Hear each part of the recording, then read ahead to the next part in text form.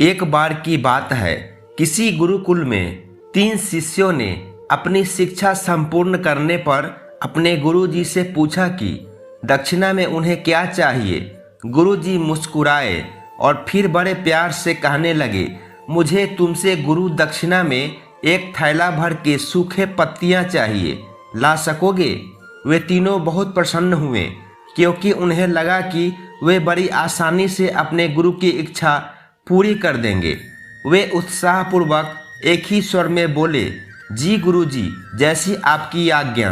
यह कहकर तीनों निकल पड़ते हैं। वे चलते चलते एक जंगल में पहुंचते हैं।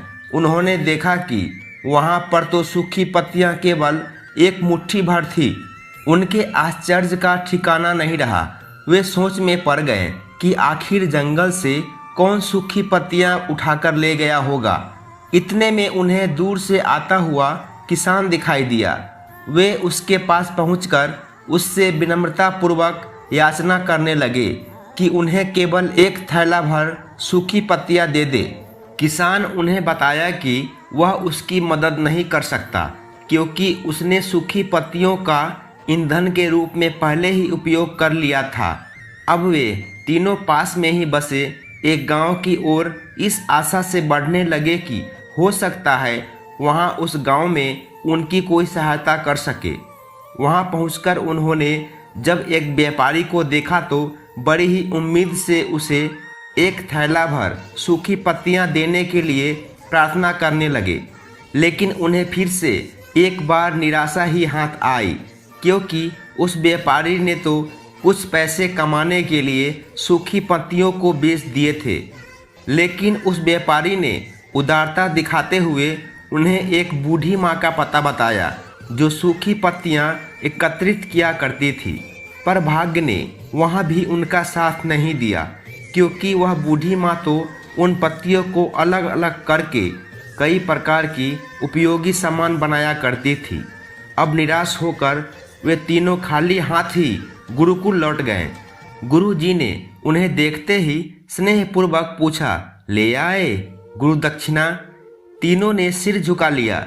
गुरु जी द्वारा पूछे जाने पर उनमें से एक शिष्य कहने लगा, गुरुदेव, हम आपकी इच्छा पूरी नहीं कर पाए। हमने सोचा था कि सूखी पत्तियां तो जंगल में सर्वत्र बिखरी रहती होगी, लेकिन बड़े ही आश्चर्य की बात है कि लोग उनका कई तरह से उपयोग करते हैं। गुरु जी प्रेम पूर्वक बोले, निराश क्यों होते हो, प्रसन्न हो जाओ। और यह ज्ञान की सूखी पत्तियां भी व्यर्थ नहीं हुआ करती, बल्कि उनके भी अनेक उपयोग हुआ करते हैं। मुझे गुरु दक्षिणा के रूप में दे दो।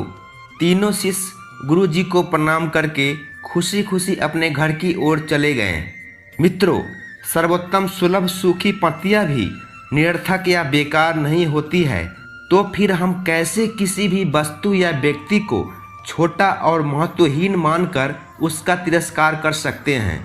चींटियों से लेकर हाथी तक और सुई से लेकर तलवार तक सभी का अपना अपना महत्व होता है।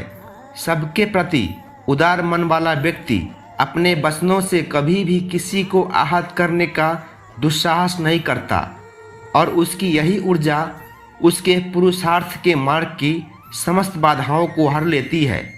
मित्रों, अगर मेरी छोटी सी कहानी अच्छी लगी हो तो वीडियो को लाइक देके चैनल को सब्सक्राइब करने का अनुरोध है। नमस्कार।